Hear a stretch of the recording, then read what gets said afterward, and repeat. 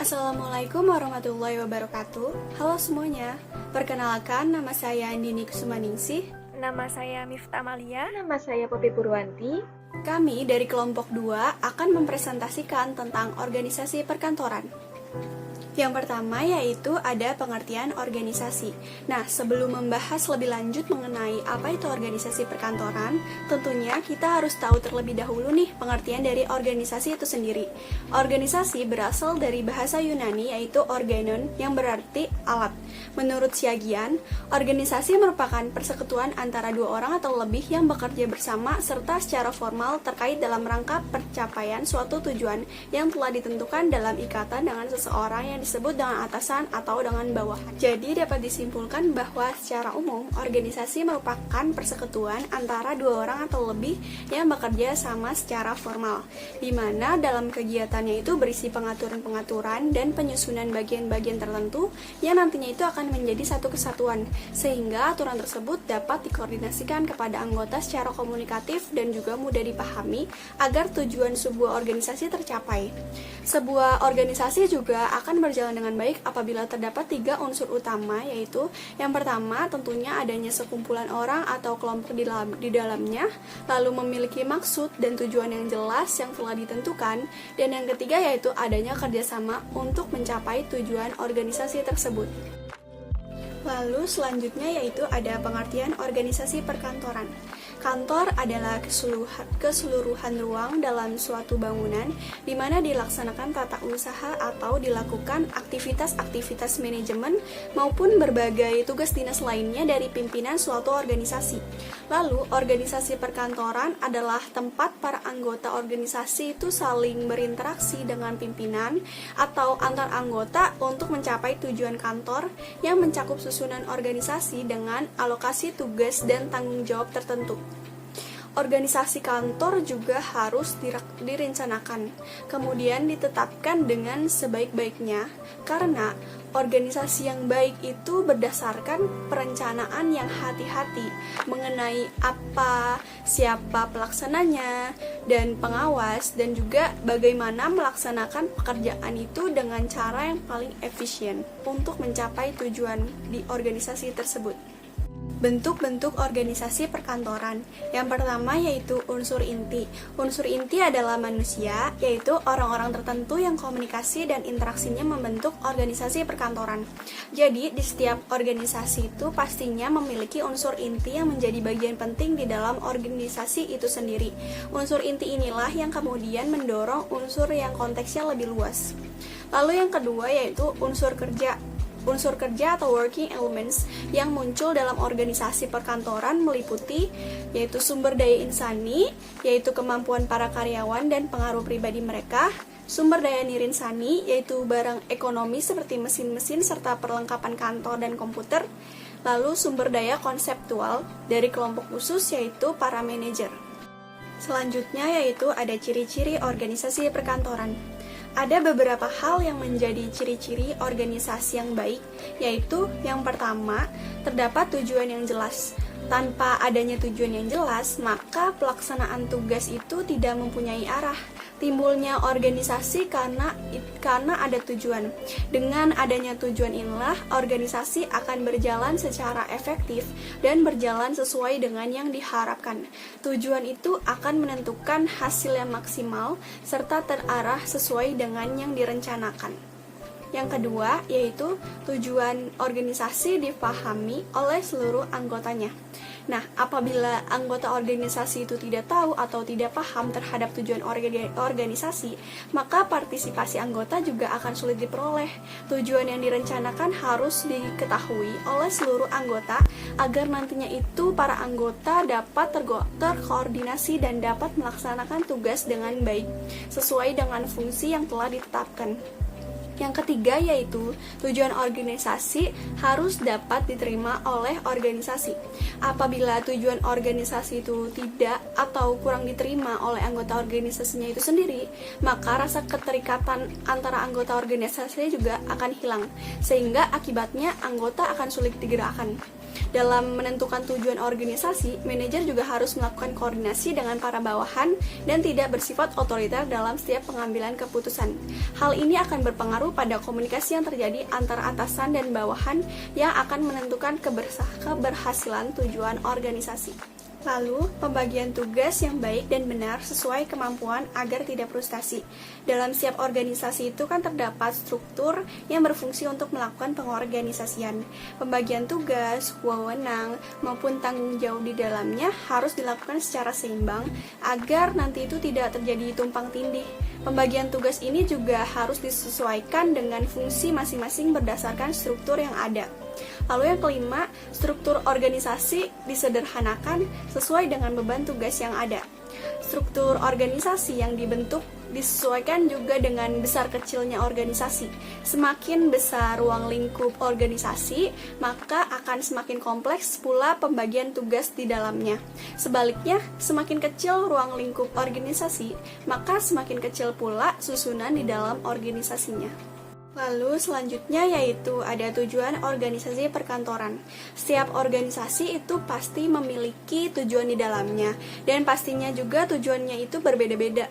Tujuan organisasi mempunyai pengaruh dalam mengembangkan organisasi, baik itu untuk perekrutan anggota, serta pencapaian apa yang ingin dicapai dalam berjalannya organisasi tersebut. Nah, adapun tujuannya secara umum yaitu sebagai wadah bersama-sama mencapai tujuan atau keuntungan yang bermanfaat secara bersama-sama.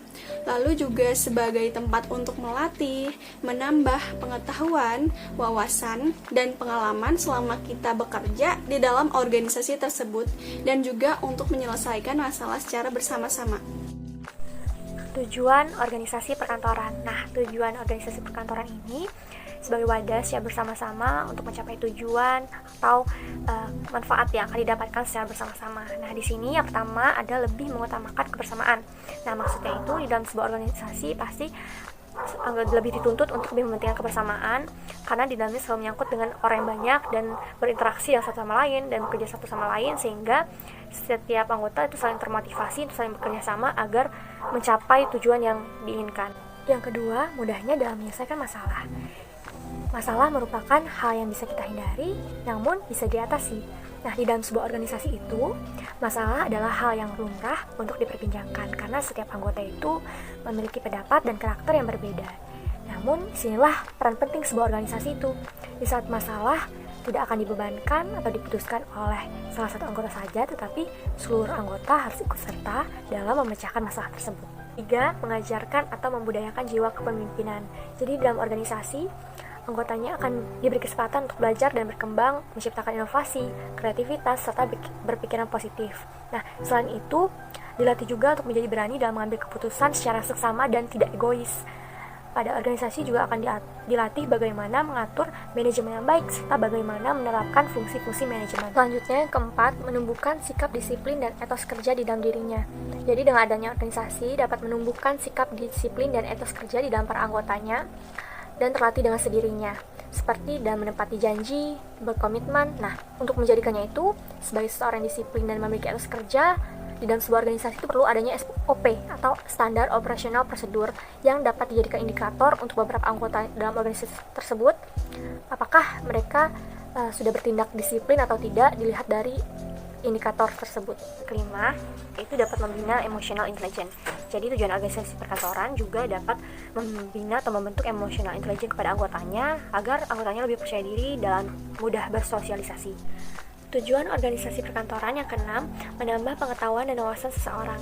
Jadi dalam organisasi akan adanya interaksi dengan anggota yang lainnya atau pengurus organisasi lainnya. Nah, dari saling interaksi ini dan bekerjasama ini akan mendapatkan informasi yang dapat menambah pengetahuan serta wawasan. Selanjutnya, prinsip organisasi perkantoran. Di sini, menurut Mokijat, prinsip organisasi perkantoran yang baik, yang pertama, harus ada garis otoritas yang jelas dari bagian puncak sampai bagian terbawah. Yang kedua, otoritas harus dihubungkan dengan tanggung jawab. Yang ketiga, adanya jenjang pengawasan yang harus tepat. Yang keempat, pengawasan pusat dengan desentralisasi yang maksimum.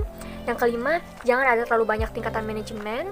Yang keenam, menjamin adanya garis komunikasi yang baik secara mendatar maupun secara vertikal. Yang ketujuh itu adanya otoritas dan tanggung jawab yang harus dirumuskan. Dan yang kedelapan, menggunakan prinsip spesialisasi dengan sebaik-baiknya. Lalu berikut ini merupakan prinsip-prinsip organisasi perkantoran. Yang pertama itu prinsip tujuan. Nah, maksudnya ini, jadi pada tahap awal sebuah organisasi itu harus memiliki rumusan tujuan yang jelas, terukur, realistis, dan adanya target waktu untuk setiap pencapaian. Setelah itu juga harus mudah dipahami dan mudah dimengerti tujuannya oleh semua anggota organisasi. Lalu, yang kedua ini adanya prinsip kesatuan fungsi. Nah, jadi setiap organisasi perkantoran itu terdiri dari sejumlah fungsi yang harus bekerja sama untuk mencapai tujuan utama organisasi.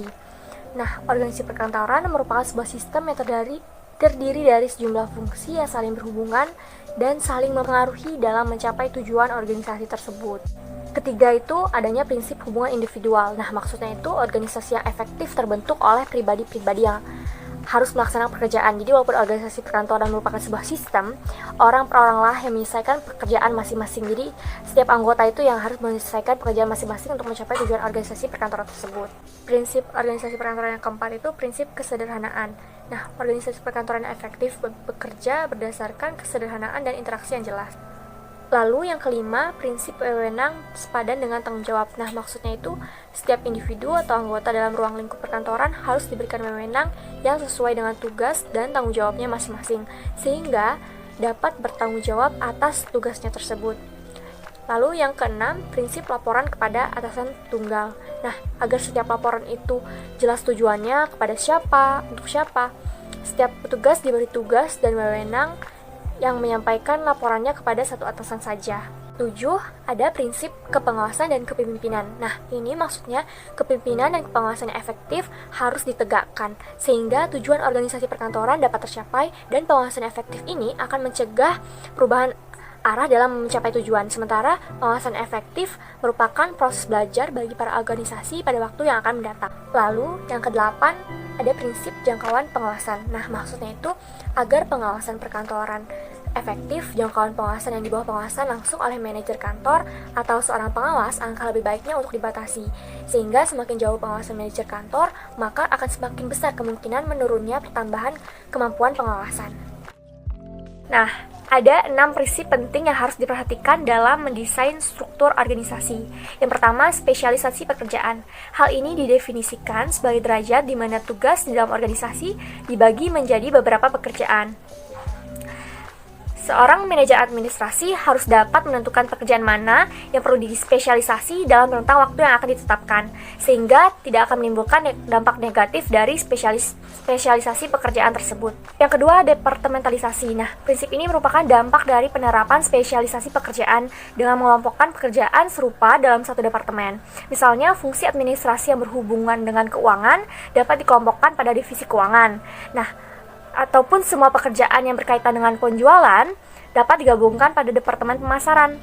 Dari kategori ini sangat sering digunakan untuk mengelompokkan pekerjaan berdasarkan kesamaan fungsi yang dijalankan. Selain itu juga kategori lain departementalisasi berdasarkan wilayah atau geografi dan berdasarkan pelanggan yang dilayani sebuah perusahaan. Yang ketiga ini rantai komando. Nah, prinsip ini menjelaskan kepada siapa hasil aktivitas tersebut akan dilaporkan. Ada 2 unsur penting di dalam rantai komando. Yang pertama itu otoritas, yang kedua kesatuan perintah. Nah, otoritas itu merupakan hak yang melekat pada posisi manajerial seperti memberikan tugas dan mengharapkan tugas tersebut dapat dipatuhi dan dijalankan.